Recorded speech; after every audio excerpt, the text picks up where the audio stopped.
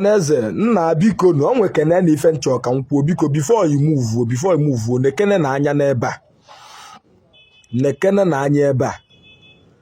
because ema na asị m na omenala bụ scam na omenala bụ nke ọzọ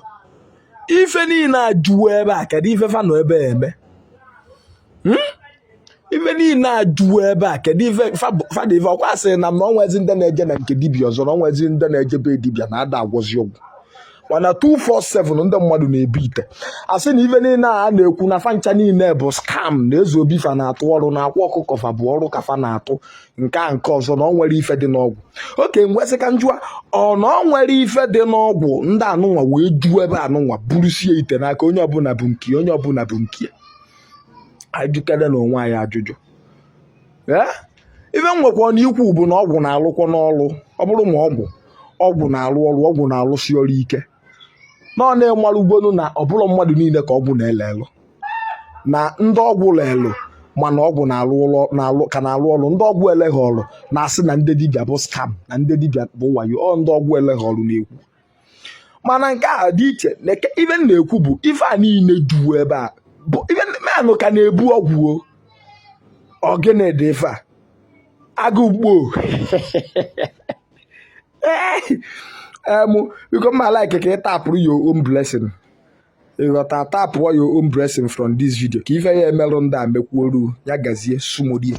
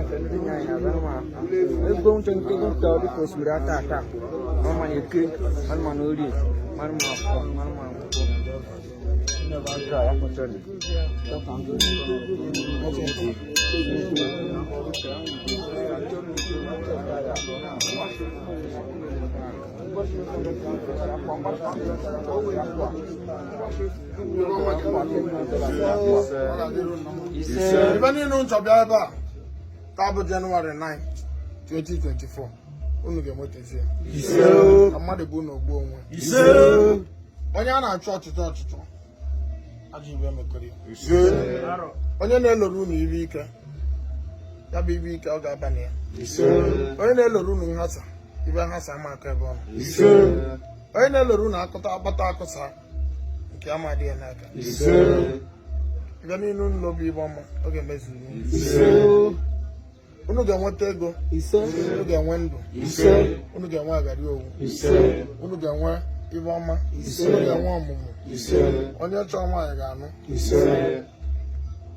ibe niile unu bụ n'obi bụ si ibe ọma unu ga-enwetazi ya jiri ọgọ na-aba anya isi adịghị ka ibe na-agụ akwa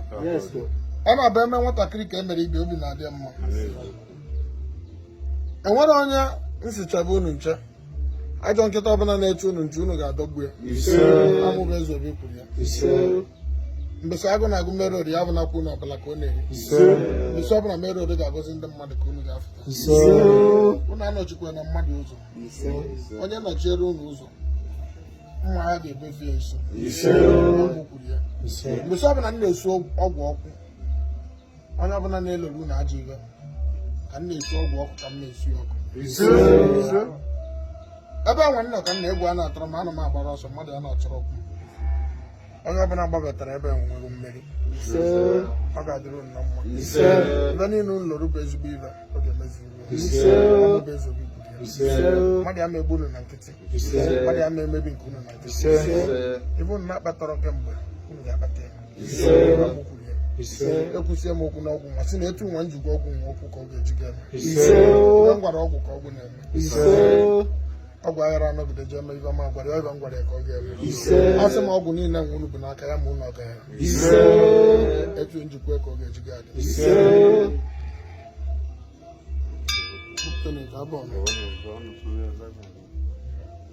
Go, follow them.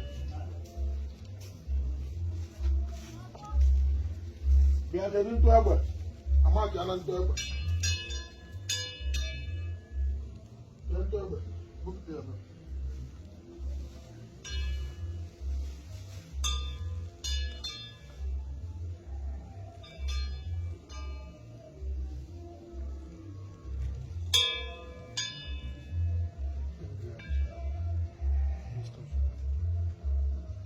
Ọma ga-emere ọ ga-adịru nna m Amaka ga-emerụ asị m na ụdọ ga-emerụ taa bụ mbisi abụ taa bụ 9th abi 9 January 2024 ibe niile unu lụrụ bụ ibe ọma unu ga-enweta ibe niile unu lụrụ na-enye unu nsogbu unu ji bịa na nke mụ bụ Eze Obi si na ọsọ mụ bụ Eze Obi ga-egbu mkpa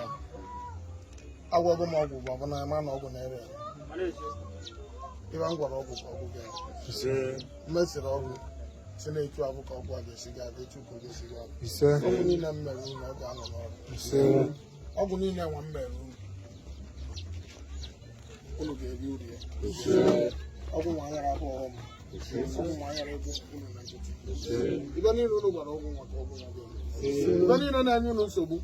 unu jegidego n'ụka si na ndị ụka emenwuri ya na ọmụbụ Eze Obi unu chọjọ na mmeri unu ya na ndị mmadụ gwara unu ka ba ji bịacha ebe a nwa akọba chenji ya unu si na unu ji aka unu chenji aka unu ga-echenji ibe niile bụ ibe ọma unu na-elo dịsi ya unu ga-enwetazi ya ibe aka bụ mbido abụọ mmadụ egbukọrọ unu na nkịtị ibe unu emebikọrọ na nkịtị ibe unu na-akpatara ka mgbe unu ga-akpata ya unu ga-amụ ọmụmụ unu ga-amụta nwoke unu ga-amụta nwaanyị ibe ọbụla bụ ibe ọma unu na-achọ unu ga-enweta ya ọgwụ bụ Eze Obi kwuru ya ekwusie m ibe niile nwa si na ibe niile unu ji ọgwụ kpee na ọ ga-emezuru ibe ga-eru na ya abịa na nke unu ga-abịa ebe ọ bụla ndị Igbo unu jere nweta unu ga-enweta nke onye ọbụla na-achụ unu nwa ọsọ na ibe mụ bụ Eze Obi kwuru na nnukwu ibe m na-ekwu mmadụ ya ma emebizi ibe unu ebe unu ga-adị mma onye chọrọ unu elu ga-arụ unu elu onye chọrọ na moto ga-anya moto onye chọrọ ụlọ ala ga-arụ ụlọ ala anyị na-achọ dị ga-anụta anyị na-achọ nwaanyị ga-anụta onye ibe emebiri emebi ibe ga-adị mma ibe asara asụ ibe ga-ebido dịba mma ekwuche m okwu nwa na ọgwụ niile nwa sị na ọgwụ niile nwa mmere na ebe niile ga-ere ere ekwuche m ya nwa oyi sị na ya bụ ọgwụ na ọ ga-ere ere ọgwụ nwa ga-adị mma mmesielu gị ọgwụ ibe nwa ịchọ bịa ebe o mechara bịa na nke Eze Obi bịa kere maka mmesielu gị bụ ibere ekele jekwuo ebe na-emerụ gị ihe arụsị nwa ga-agbakwa gị ụgwọ onye ji Eze Obi bịa ebe ahụ ibe ọma ga-esi na onye eji nkọcha bịa nkọcha ga-esi ọmụbụ Eze Obi ibe niile nwa mmerụ na ọgwụ niile nwa ebe ọ ga-eresi Aro. Ojabi. Abuko. Itede. Alusi ego. Agonele.